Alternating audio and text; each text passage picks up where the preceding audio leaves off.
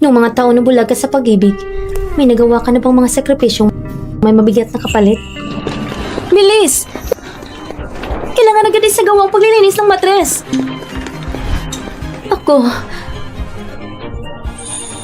nasa bag ko ang ID ko at bank card. Kunin na lang dun yung bayad.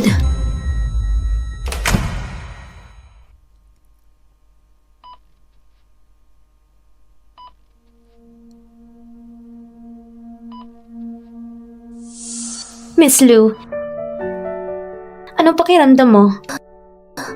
Ang bata.